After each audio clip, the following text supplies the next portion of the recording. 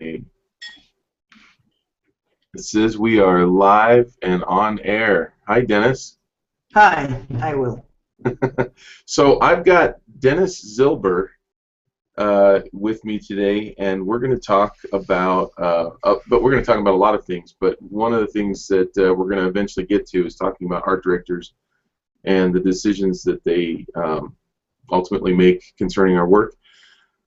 Before we get going, I just wanted to kind of say for those that are following my YouTube channel at different times, I've kind of wanted to experiment with actually interviewing amazing artists, and luckily Denis was one of the first ones to say yes. I have some more lined up, but before I get to you, Denis, I just want to tell everybody one of the reasons why I wanted to talk to you is because I have been looking at your work for years, and I would see it pop up here, pop up there, pop up in a magazine, and it always caught my eye. And it was, if you know my work, I think there's some similarities. I think we value a lot of the same things. Yeah. And I just well, actually, since I'm talking about it right now, let me just share your while I'm talking about your, let's see, there we go. So it's just beautiful work, and I was just fascinated by your use of light, by your drawing ability, the perspectives that you use, the unique look of it, and I'm sure you're going to give us some insight into where that came from. Some of these are just amazing, and the diversity of it. You have more than one style, right? I mean, like you have kind of you can go into a kind of a cartoony thing, but then you can go into this really realistic lighting and value. Yeah, those dinosaurs were kind of experiments that I did for Universal Pictures, by the way, for Jurassic Park. Oh, nice. Yeah. So it's just the range, the characters. I mean, you look at these, and if you don't know the name, you've probably seen. I almost guarantee you've seen the work if you're into illustration. This one is just the lighting and the textures and everything. I find myself staring at your stuff, and this goes back. I think the first time I started seeing your work was probably, I don't know, maybe in the early 2000s or something like that. I mean, wow. Sometime maybe mid 2000s, but definitely. Is that right? Yeah, mid 2000s, more. Yeah. That's well, correct. Yeah. And I was like, wow, just blown away by it. And anyway, I'm gonna stop geeking out a little bit, but just know that it's kind of a dream come true to actually be able to interview you, because I used to call illustrators back in the day when people actually used telephones and stuff, Mm-hmm. And I'd be working in my studio, and I would just get on the phone sometimes and go, I'm just going to go into one of these directories, and I'm going to call an illustrator that I really admire and just talk to them and see if I can learn something new. We didn't have these. We didn't have the internet. We didn't have YouTube. We didn't have any of this stuff. And I think it's just fascinating that we can do this now. And you and I have talked a few times on Skype, and that's another reason why I wanted to interview you, is because you're so interesting, and you just have a different perspective, and our conversations have been so fun. And I thought, gosh, I wish some of my students could hear your answers. So this is kind of a long, boring introduction, but basically this is why I wanted to bring Denis on. And so let's find out a little bit more about you. How did you get into all this? Like, where did you grow up? Let's start there. Where did you grow up? Okay, I grew up in former Soviet Union. My both parents are artists, professional artists. My father is a sculptor. My mother is yeah, also she's an artist. She's more in She's more into watercolors. So I kind of grew up in a family, in artistic family, but and basically I had no other options than to be an artist, to become an artist. But at some point, I don't know, maybe I was like 16. I was born in Soviet Union, but we moved to Israel when I was 15 in 1991. At some point, being a young immigrant and being a young with with all those problems of immigrants in new country, we were really poor and had no money at all. And I somehow decided that art is not for me. Art is for rich people. So I just dumped it. I just stopped doing art from when I was 16 up until some point at age of 26, when I somehow decided that I had to get back doing art. And I regret so deeply about all those 10 years that I lost. It's an amazing loss for me. It's an amazing. I was so stupid back then. What were you? Can I ask you? What were you thinking of doing? I had no idea. I was like, like any teenager or any young man that had no idea what to do with his life. I tried to, I thought about being a software programmer or economist, or I don't know, anything that could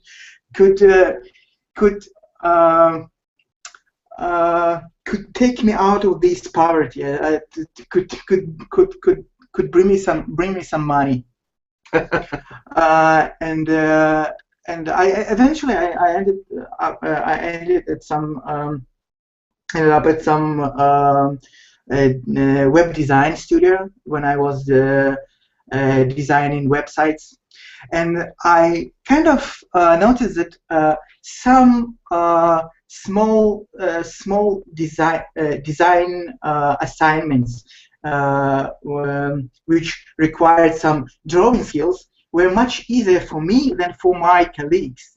Oh. So I started to I thought to myself that maybe I should develop it, and maybe it was my advantage at the time.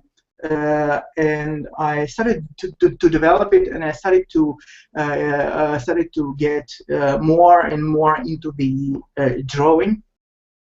And then I asked my boss back then to buy me a simplest Wacom tablet, Wacom. So I started to draw digitally, and I started to along all those years, I started to switch jobs from jumping from one job to another. Each time I was going more and more into illustration and art. So from one position to another. My last position is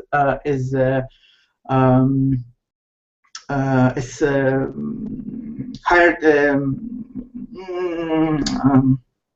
in an office. I would call it. My last position when I was in office worker was animator and illustrator at some studio. Oh, okay. And then I went to freelance completely, and it was like maybe 10 years ago. So it was kind of a process, going back to art. It wasn't a decision of some moment, or it wasn't a sudden decision. It was just process of few years of climbing up to the cloud on top of the mountain. Well, that's neat. Now so you moved into freelance, but was that a smooth transition, or was it I don't believe that moving from office job to freelance can be smooth. Yeah. It's just impossible.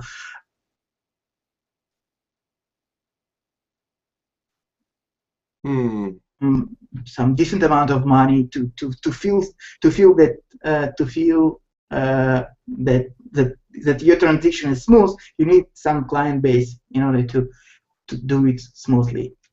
Um, I had no I had no client base at all. I had basically one or two clients, really small clients, and it was like um, one or two projects, illustration projects, really cheap projects in a month. So it was kind of it was kind of problematic switch, but eventually I don't know. Somehow back then I also tried to somehow combine my illustration and design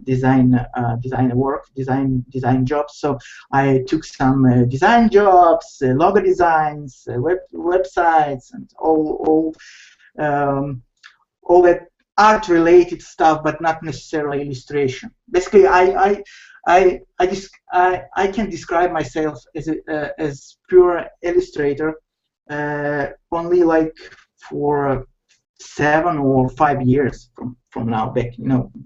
the because before that I was thinking about getting into animation. I even took some character animation course in American California-based animation mentor school.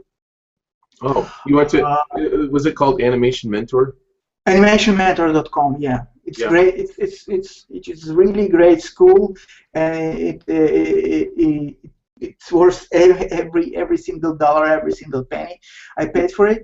But I've never worked as animator since then. So though I somehow managed to take all the knowledge that I acquired there and implement it into my illustration. So That's a great point. So did the animation training help your drawing for your illustration? uh, amazingly, Yeah. it's kind of that that that basically gave me a really solid basis in terms of composition, in terms of readability of each frame. I basically see my works as frames of animation, not as just drawings. So each time I design my illustration, each time I design it as a frame, a single frame of animation. So it has to be readable, it has to be expressive, it has to have really good, strong silhouette. All those principles of classic animation and 3D animation and 2D animation Mm. as well. So I took all those principles, all those 12 principles of Disney animation. I took them and I somehow managed to implement them into my work, and it gave me a lot. It gave me, I don't know, it gave me basically everything that I know right now. Yeah, I've noticed that with a lot of animation students is, in fact, even in publishing, in children's publishing right now, Mm-hmm. in children's books, the editors are looking for people often that are in animation. So a lot of my friends that work at Disney are getting asked to do children's books, and I think that's probably just within the last 5 years I've noticed that. Mm-hmm. So I think it's kind of a new thing, but I mean, yeah, animators. I feel like illustration programs would do better if we could somehow learn a lot of the stuff that animators are learning. Anyway, Yeah, sure, sure, I don't know if there's sure. enough time for that to there's so many classes already to take, but it's a lifelong pursuit to learn how to become a great artist. So it goes well beyond school. Did you go to art school before No, the? No, no, you didn't. no, Oh, no. I'm self-taught. that's awesome. I know a handful of people that are some of the best illustrators in the business, and they're self-taught. But most of the people that I know that have gone to school. So I think you can. I've talked about this in other videos too. I don't want to really go down that road, but I think that's interesting. Another thing that I wanted to ask you, because I get asked this a lot, is from people that live outside the U.S. So you live in Israel right now, and I get asked this question all the time: is it possible for me to get work living outside the U.S.? You know, if I live in South America, or if I live in South Africa, or if I live in Europe, can I get U.S. clients, or can I work globally? So what would you say to that? Well, first of all, yes. It's, you know, we live in 21st century, and we have internet. We have basically, it doesn't matter when I always say that I can relocate to any place on this planet, to any geographically, and I don't have any restrictions. I can live on I don't know, on some station in Antarctica, or somewhere, I don't know, on the Mount Everest, as long as I have decent internet connection and my computer near me, and electricity, of course. So it doesn't really matter, because people are directors, publishers, and all of possible clients which need some artwork to be done. They look for artists in the web. So they don't look for artists in their neighborhood. They don't get out. They sit near their computers and just Google up some, you know, some stuff, and search for artists in the web. And that means that you can live almost anywhere on this planet, given the fact that you can communicate. You speak English, or speak some language that you and your client understand, and that you have decent, of course, you have decent internet connection, and you can somehow receive money for your work. Yeah. So, for example, if you live in North Korea, I think you'll be you'll have kind of problems to receive money, even if you have done your work perfectly. But I don't think that you can receive your money direct to your bank accounts there in North Korea. But if you all those few conditions are fulfilled, nothing can stop you from reaching to any client on this planet. However, I've never worked with Japan clients. I don't know, for some reason. I believe that Japan they're so self. I don't know how they're so close as a culture. So maybe they don't need some external work, external styles, or external artists, or maybe they have plenty of artists of their own. But I have never worked with Japan clients for some reason. Yeah, I don't know why. I never have either. Yeah, so it's amazing. I mean, any artists that I had a chance to speak with, they never worked with Japanese guys, but Chinese, Indian guys, US based, Latin America, European, Western Europe, almost any, even from Africa, you know, from Nigeria. I was recently I received some email from guy from Africa, from some place in Africa. So the world is open. The world is really open right now today. So if you do have a talent, if you do have a gift, and then you can do the job in the best way, and you can do your job if you're outstanding in what you do. Why not? That's the key, I think, and that's one point that I've always kind of tried to hammer home. You know, there's a lot of different styles of art that you can work in as an illustrator, from more of a primitive, even I guess you could say less representational, to more more highly rendered, like your work. And I would say, I guess, I think the bottom line is, whatever you're doing, if it's at the top of that genre of work that you're doing, if it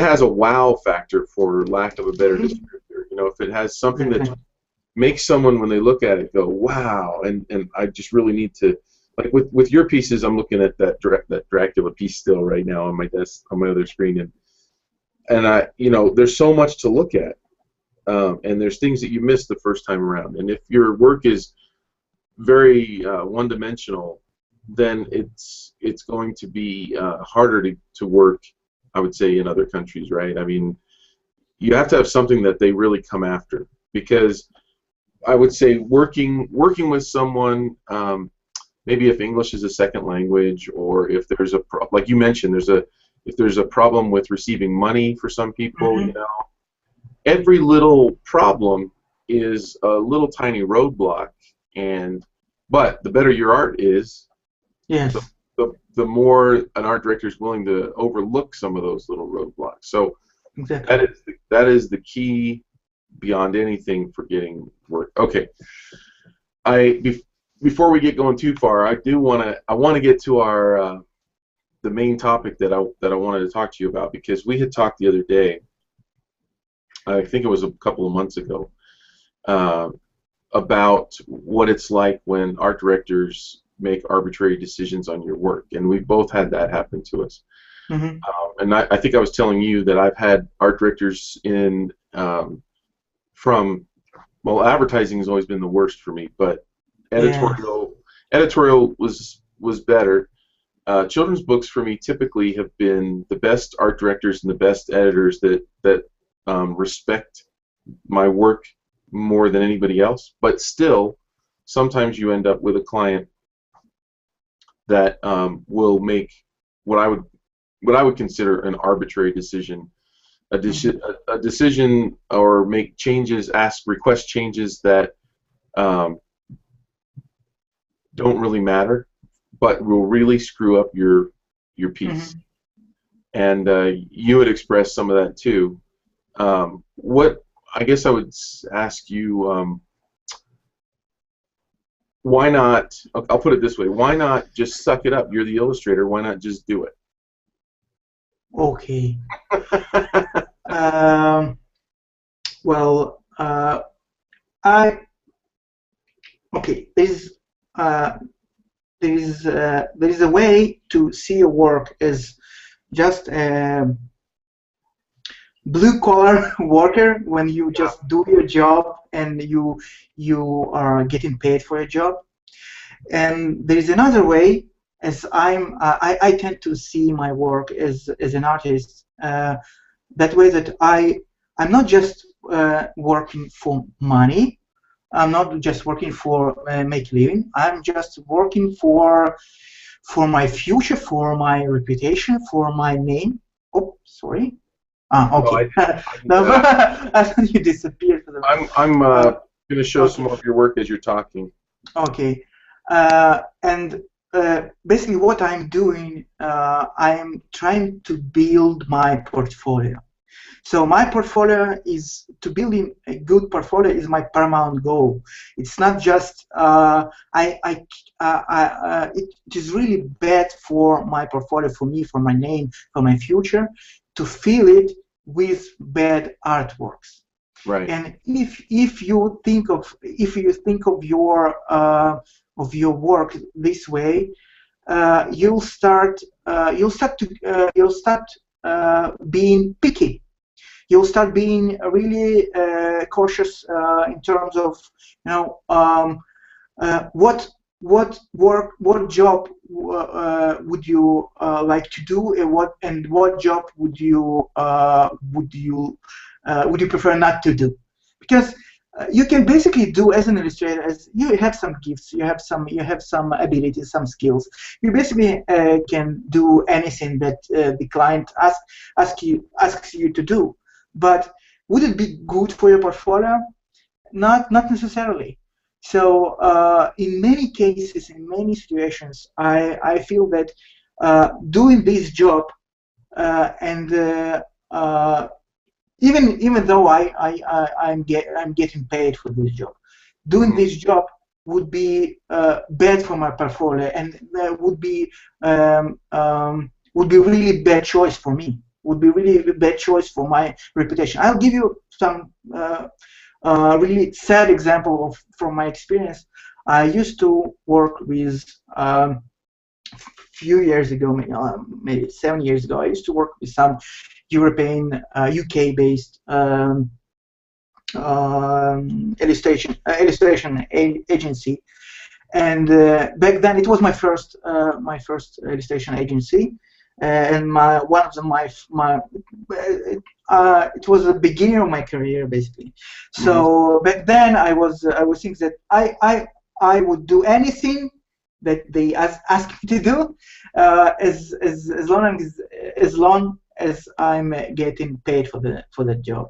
Right. And I worked a year or a year and a half with that agency, and none of those jobs that I've done for them I can present on my website, on my portfolio, because they are so bad. They're so not mine. They're so not in my style. They're so bad for my portfolio that I even don't remember what I have done there. I even don't remember the names of the clients, or I just, it's everything is blurry. I'm in denial right now. I'm trying to forget this, like a bad dream, because really it was a complete waste of time. Almost 2 years I was working with them, and almost 2 years I got paid. Yes, I got some money. I could make my living, but in terms of career, in terms of my portfolio, it gave me nothing. It even made the situation worse, because in 2 years I haven't accomplished nothing. I haven't moved up or forward, not even a tiny step. So since then, and not since then, but now, at least right now, I'm trying to think of my career as of my work and think about my projects as how suitable are those projects for my portfolio? How useful they are? How much can they give me? How much can they add to my portfolio? So, if from that perspective, you don't jump on any job that you find in your email. Now, from that perspective, you should be really picky. If you want to build, basically you're building up your career, like you're building a bridge, or building something. You brick after brick, work after work, project after project. So if you just pick bad bricks, it will all fall apart. You won't build anything. So what if I'm trying to listen to this as a brand new illustrator that's just starting out, and I understand what you're saying, but what if I'm really need the money? What advice? Okay, if you really okay. If you really need the money, you make your choice. Of course, if you really need the money, sometimes even I think sometimes I think to myself that if I have some delay I don't know, or some period of time that I don't have any jobs, so I start thinking that that is the end. I'm gonna live under the bridge because I'm gonna be homeless because they forgot about me. I've never be an illustrator again, and that is the end of my career. So it happens a few times a year, but uh, at these moments, I do take projects that maybe I don't show them, even I even don't show them in my portfolio. Yeah. So basically, your portfolio is your face, your personality, that is something that you show to the world. So okay, no problem. If you want to if you want to earn some money, you do your job, you do it as the best way you only can you are only able to do it. But you are not. You don't have to show it to the world. You Yeah. just can hide it and put it Yeah. in some drawer, and that's all. So There's do not it, but don't show it. there's not a single thing that you said that I don't agree with, because I've experienced all of that, and I think probably my biggest mistake was not being picky enough, and I think that you're just smarter than I am. No, no, I'm still not picky enough, I think. I have a friend, Brett Hellquist, that did the series of unfortunate events. I don't know if you know who he is, but he, and hopefully I can interview him sometime. We went to school together, but he did it right, I think, where he really would turn down the worst jobs, where he could tell, and you can tell because if it's something, number one, if it's something that you aren't excited about, that's a sign right there, right? Mm-hmm. If you can't get excited to paint or to Yes. draw what you're supposed to do, it's supposed to be fun, right? Yes, of course. So that's probably the first sign, and then the second one, I guess, for me, there's a truck going by. The second one would be if the art director is putting a lot of stipulations on the way you draw. In other words, if you feel like they're holding your hands as you're drawing, like they wish they could draw it but they can't, so they hired you, but they're gonna try to control you the whole time, and that's a sign. Sometimes you don't find that out until you're into the job, and then you wish you had turned it down. But I think you bring up a great point, because every time you take a job, your choice, and I've talked to other artists about this, that we don't want anyone to see it, because people will judge you by the worst thing that they've seen, right? And so you just don't want people to see it. So what I also heard you saying was that it sounds like you've gone through kind of a transformation, where in the beginning maybe your mind was on just getting the job, but now your mind is more on only taking on good jobs. So there's a natural, would you say there's a natural metamorphosis or natural transition that you made as an artist? Yes, of course, because when you basically when you are young artist, so you just you have no experience, so you basically can't tell bad decisions from good decisions, and you basically take any job they give you just because you need some experience. The more experienced you are, the more personal preferences you have. For example, for me, it was always like I wanted to create. I wanted to paint stories, to create stories. So the storytelling was really important for me. I wanted to get into children's books.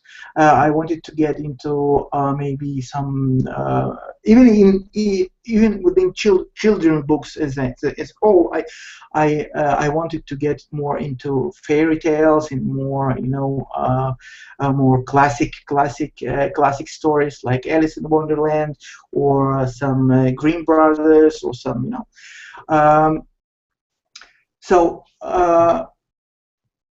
10 years ago, yeah, I just took anything that came to my hand, and so it was not important for me. It was basically everything I did was for experience. Right now that I do have some experience, I need to choose my way, my path as an artist a bit more carefully. I cannot afford myself to do any job they give me, they want me to do, because sometimes, for example, I received like a week ago an email from some studio, from some company that creates slot machines, and they wanted me to do some illustrations for them, for slot machines. Okay, technically I can do it, but what it gives me, what it gives me for my career, what it gives me for my main goal, to create stories and to create I don't know, fairy tales, or create my own Alice in Wonderland book. It gives me nothing. Right. So I refused, obviously. So even though I believe they would pay me a lot of money, but I don't need it for my career, because Right. I want to build my career. I want to build it really carefully. So of course you can afford it. You can afford being picky only if you have a decent client base, if you have a lot of clients and a lot of job offers. When you are just in the beginning of your way, in the beginning of your artistic career, you don't have that luxury to be picky. But with the more experience you have, the more picky you should be, I believe. Yeah. So, And I think I also heard you saying that your goals change in a way. Like so in the beginning you're after money. That's the goal. That's what motivates you, is to yes. be able to make art and make money at the same time. But it sounds like you're talking about a different goal. Yes, right now it's because right now I know for sure that I can make money if I want. Now, back then I wasn't sure about that. Back then I wasn't sure about being an artist. It was a good idea, Right now I know that with my experience, right now I can make money. I can always do all those stupid slot machines, or I don't know. Sorry, we gotta. Okay. I can always take all those jobs that I turn down all the time, and make my living. Yeah. So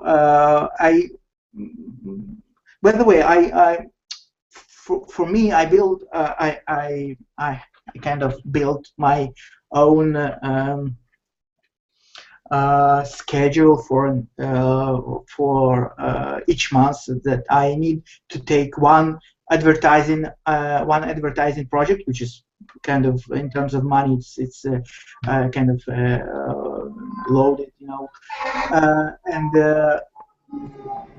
and one advertising project and few projects for myself, or for my career. So basically, I earn money at advertising, and I do stuff for myself, for my soul, for my career, for my artistic, Right. development on the side. Right. So I'm still trying to combine all those money versus art scales. Yeah. It's a good problem to have, though, right? Hmm? It's a good problem to have. Yes, it's of course, it's a good problem to have. Yes. I mean, and I part of me feels bad for talking about this in a way, because there are so many illustrators out there who are just saying, I'm not to that point, and I just want to make money. But I think it's important to also know, and that because I've talked to a lot of illustrators Mm-hmm. about this, and I think somewhere around the 10 to 20 to 30 year mark, it's different for every person. I noticed this change, this shift where what you're creating as an artist becomes more important than what you're getting paid to do this one assignment. Because if I take this one assignment, sure, it brings in money, and it often brings in really good money, but I have different goals. My goals have shifted, and I think that that's a sign of the artists that are constantly improving, because as you improve, you get offered more work, Mm-hmm. and so you can afford to be more picky. So I think it's good to talk about, because it's I think it's helpful to understand that there is a natural progression that you. I don't know any illustrators who have started, uh, 40 years ago, which is a Mm-hmm. good length of time. You can be an artist for what, 60 or 70 years. You don't ever have to retire, right? From if you truly love it. In fact, I don't plan on retiring, because I love to create images. So in one way or another, I'm going to be creating art until the day I die. So if you have a career that lasts, I don't know, 60, 70 years, you're going to go through progression. And of the artists that I know, some of them who used to do illustration work are now doing amazing gallery work, Mm-hmm. and I know some people who used to do illustration work and who now do amazing animation work, and vice versa. But the thing that I've found in common with amazing artists like you, I mean, you are, is that there is this constant progression in challenging yourself to do better and better work. Like you're not satisfied with what you used to do. This isn't a job you build, and I don't want to. I don't want to pick a job, because I don't want to make any disparaging remarks towards any blue collar workers or craftsmen, but people that have the same job that they do every day, and it's never different, and there's really nothing that they can do to improve upon the job that they do, because they either do it or they don't. Think Mm-hmm. of a job like that, insert job title there, it's really quite different from what we do. It's not that what we do is better, but it's just different. And because we're on our own, because you live based on your merits of what you do, you can't afford to plateau or to even slide backwards. You have to Mm-hmm. constantly raise the bar, right? Yes, of course, of course. Yeah. First of all, in my case, for example, one of the reasons for that constant movement forward is that I'm self-taught. I have no degree, so I have no I have no any paper on my wall that says that I'm an artist, that I'm an accomplished artist. No, so every day I have to prove myself that I'm I can call myself an artist. I can call myself an illustrator, a professional illustrator. Yes. So that is one reason. The second reason is that we live we illustrators, we live in the world of constant competition, and there are a lot of young artists that are they are just started, but they are so talented, and they are spread to our to our prosperity, to our good lives. So we have to keep up with we have to work. We have to constantly work on our skills. You have to constantly improve our skills, improve our techniques, improve our improve our goals. We have to move to different directions. We have to switch. I don't know, points of view on art or on illustration in general. In order to constantly move towards some I don't know, some imaginary goal, you know. Mm-hmm. So we, uh, uh, as just as you said, I would like to be an illustrator or to be an artist. I don't know if I'm going to be an illustrator in 20 years or in 30 years, but I would like to create images. I would like to paint or to draw until the day I die. Until the day I die, because it's. But by the way, it's one of the huge advantages of this job, Yeah. because you don't have any you don't have any retirement, you know. Uh, the period of time that you do nothing, yeah. So Right. you're always you're always doing something, you're always creating something. You feel always, you always feel that that people need you, you do something useful. Yeah. So it's a huge advantage. No, no, no other work is, no other job is so fulfilling and so uh, I mean, I feel like long-lasting. Yeah.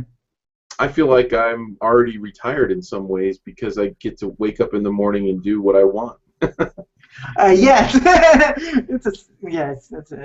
it's also one of the huge advantages of this profession. Yeah. Yeah, but we have to constantly improve ourselves. Otherwise,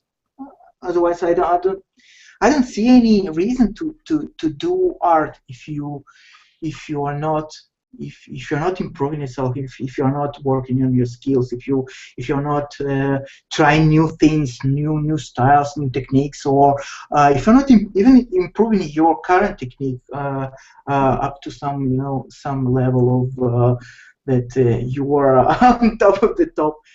um, Yeah. we must do it. It's Yeah. almost must. Let me revisit one last thing because I know we're kind of running up on time, but and your answers have just been fascinating. I want to revisit the art director relationship and the or editor or whoever's making decisions in the aspect of, so right now you know, you've gone, let's say we're talking about someone who has started getting work, and maybe they've been working for a few years, 2 or 3 or 4 years, and their work is getting better, they're getting more work, they're getting more opportunities, and then over time what starts to slip in is you know, I'm being asked to make a decision, and the client has every right to ask me to make decisions, they're paying the bills, but I've worked so hard on, and we talked about this a few months ago.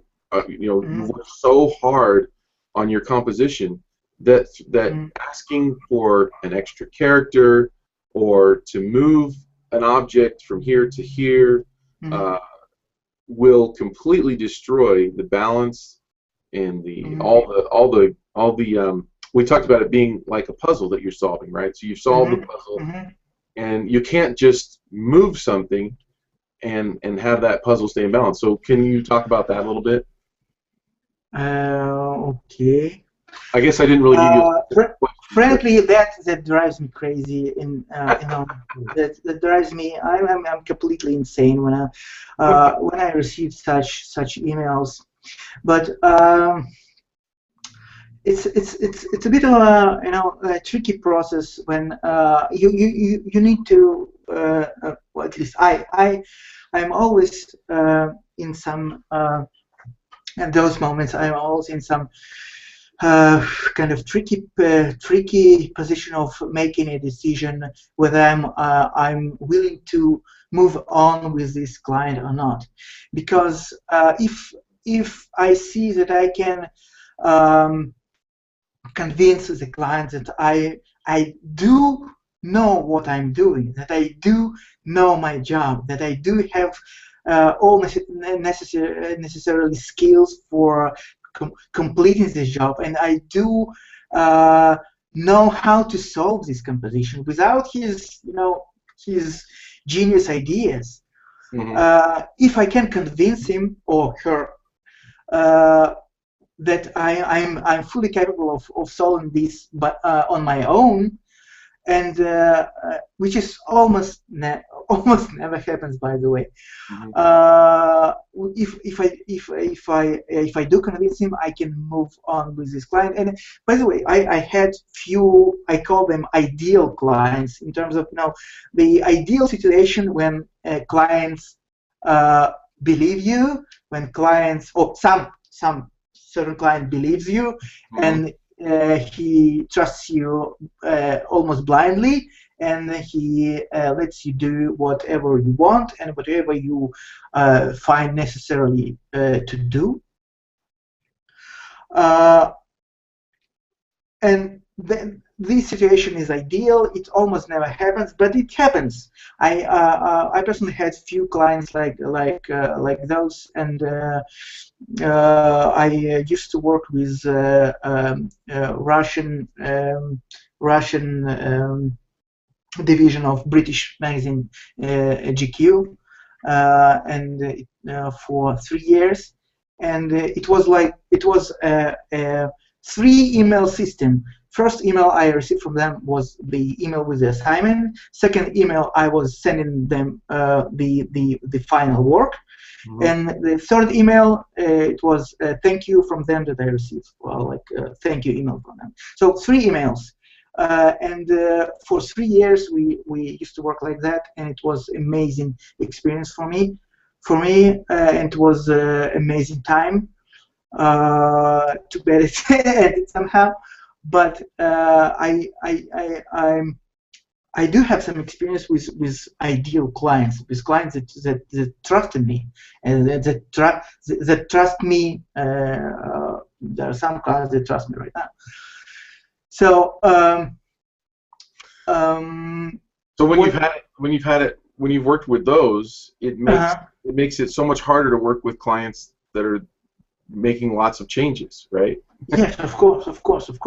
Yeah. And also, for example, I know that I had 3 years of experience of working with big, really serious and really solid magazine, working on editorial illustration, and I know that I'm fully capable of doing this job without any advice from art directors. Yeah. So when I receive right now some revisions, like could you please move the head aside just a bit, or move the eye just up, or the tail down, move it down. It drives me crazy, because those revisions, those remarks are so, they are in some ways they're stupid, because I made my decisions. I'm not just throwing dice just to make my decisions. I carefully design each pixel. I'm working on the sometimes on the level of pixels. I move things. I'm building my frame, building my scene really carefully. I'm thinking it through every single aspect. I have a list of maybe of 60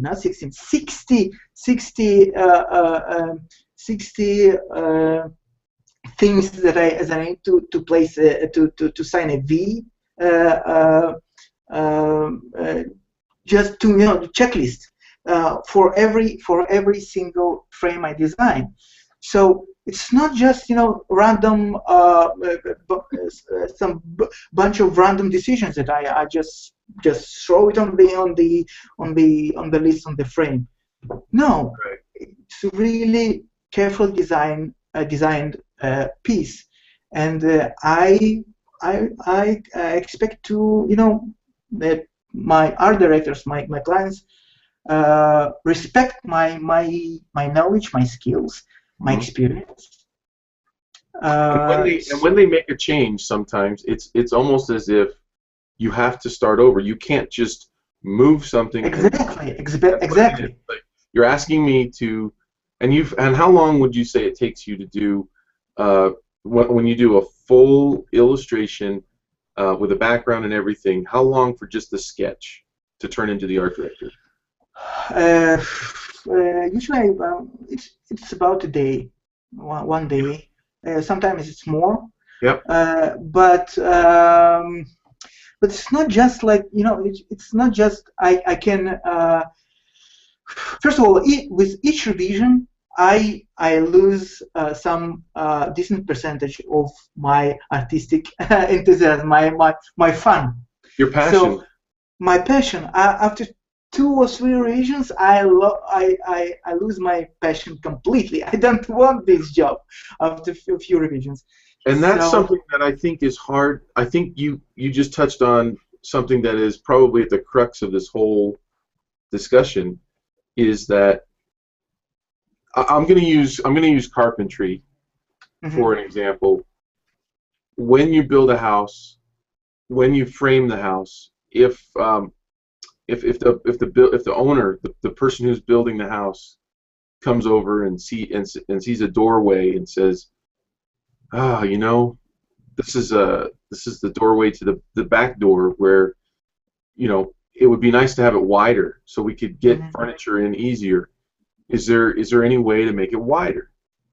It's not an artistic decision so much. I mean, of course, architecture can be art, is an art form, but it's a matter of functionality, and also the carpenter is probably not the one who drew up the plan, so they don't have an emotional investment in the artistic look of the house. But when someone asks you to arbitrarily change something or move something, it's affecting something that's much higher than that. And I think that I hope that people don't take this as an arrogance thing, but I think that if I can, and tell me if I'm wrong, if I'm putting words in your mouth, but I think for me, what it is when you've worked for 10, 20, 30 years, and you've become as high level as you are, and I say that because your work is everywhere. I think, I mean, when I have talked to my students at UVU, they all knew who you are. I mean, they cool. Thank you. They've seen the work and they love it, but so when you get to that level, it's almost like unless there's a really good reason, and that kind of brings up another point too.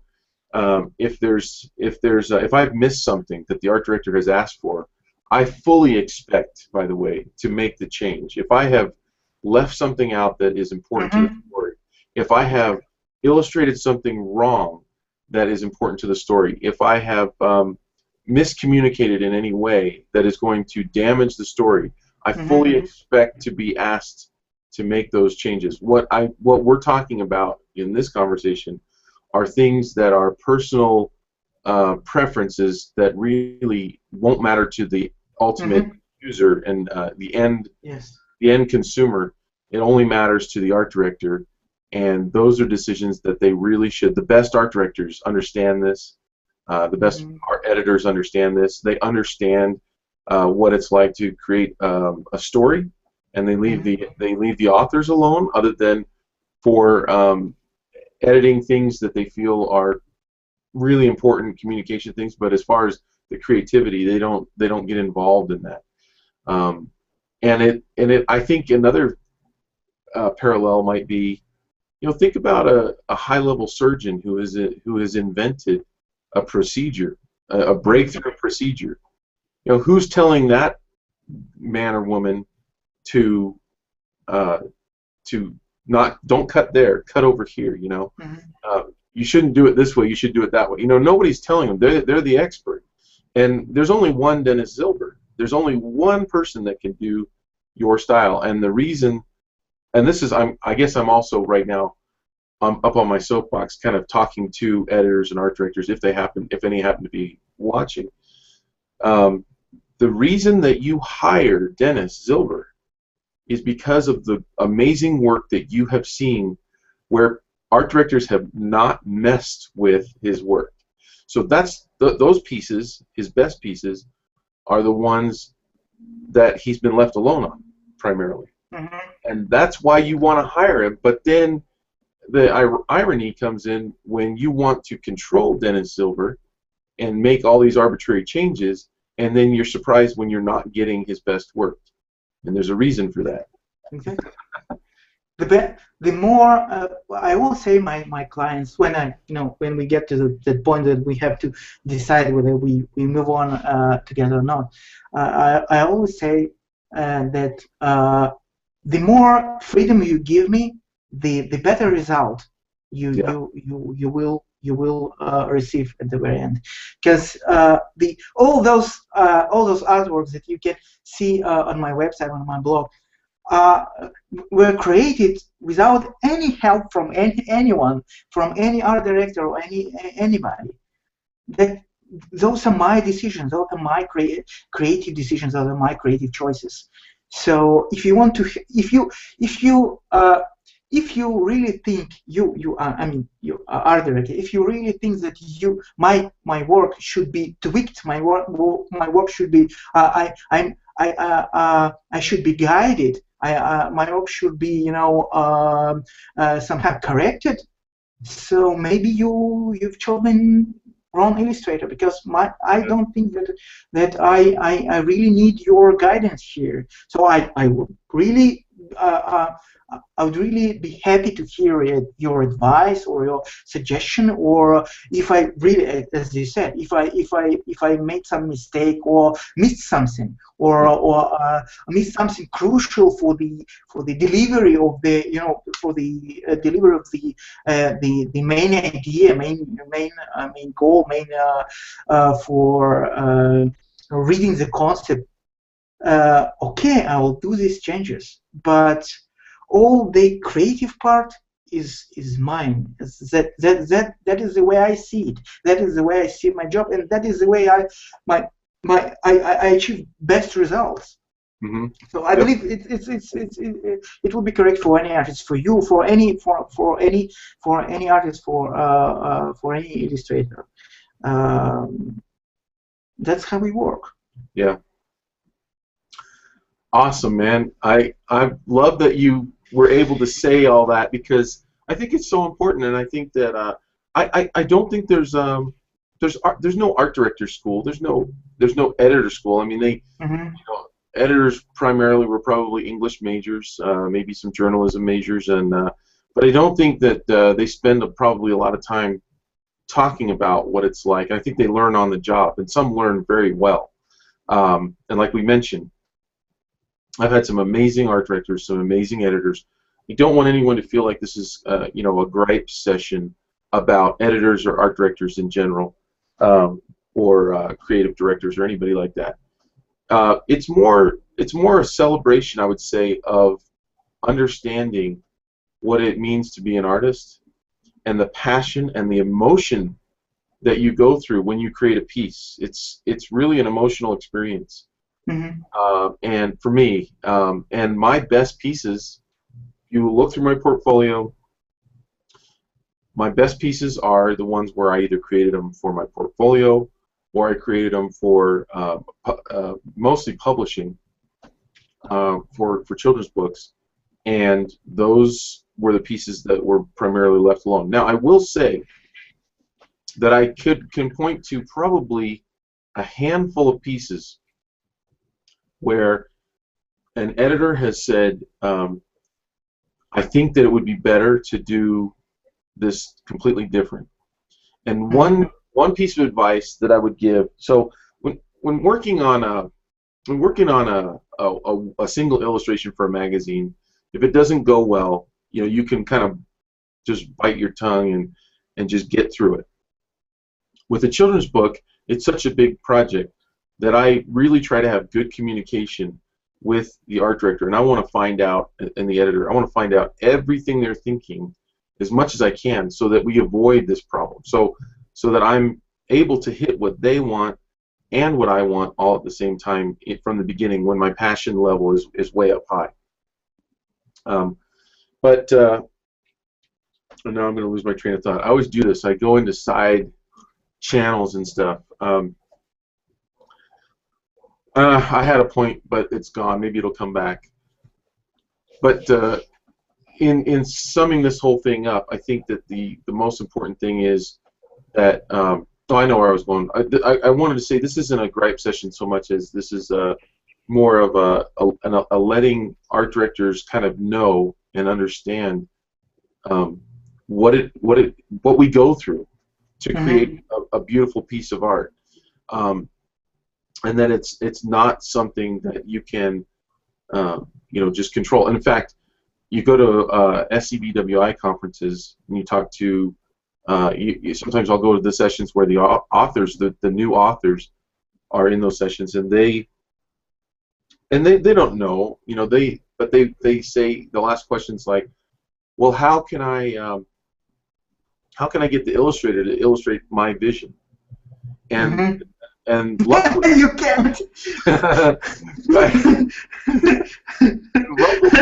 it's laughable. Yes. But luckily, there's an editor there, and the editor will always say something, and I can't wait for the editor to say it, because they always do, because they're smart. And they say, it's not up to the illustrator to illustrate your vision. No one cares about your vision, because the reader, the person who reads your book, is going to have a completely different vision if there were no illustrations than you. So we need to get the best artwork out of the illustrator. So we're going to let it be their vision, their interpretation of your text. You did a great job. You came up with the story, and you planted the seeds, and you have the direction of where it's going to go. Now it's time to turn it over. And if the character looks different than what you had in your mind, that's okay, because that character is going to be the character that the reader falls in love with, and that's what you want. Yes. So, yeah. Anyway, Exactly. It was great to talk to you, man. Thank you. Again, this is kind of a dream come true for me to actually be able to hang out and meet people like you, who are, I consider, at the very top, and I hope that other people can find value in this. I can see right now that there's 12 people in here watching as we're doing this. I'm new to this, you guys, so I don't know. In the future, I think I'll try to figure out how to take questions, but I don't know how to do that right now. So, and I had some comments when I interviewed Jake Parker a few weeks ago about Art Drop Day, and there were a few questions on, how do we ask questions, or are you going to take any questions? I will research that and figure out how to do it, or maybe one of you can email me and tell me how to do it.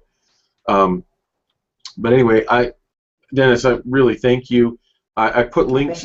I will put a link. It's not there right now, but I'll put a link in the description right below here to your blog. Your website's under construction still, right? Yeah, yeah. Constantly under construction. Yeah. When are we gonna? When is that gonna be done? I'm not sure. I don't know. Maybe in a month or two. I don't know. Maybe it will be my Christmas present for myself. Well, at any rate, you can go to your blog, and that's what's cool. And it's really neat if you Google Denis Zilber and you look at click on images, and the images never stop. They just keep going and going and going. Great stuff, Dennis. Thank you, Will. Thank you. Thank you so much. And this broadcast will be live probably within, I don't know, half an hour or so, or on my YouTube channel. So you can see it there. I'll post it on my Facebook, yeah, as well. Okay, great. Okay, thank you. See you later, Dennis. Thank you. Thank you. Bye-bye. Bye.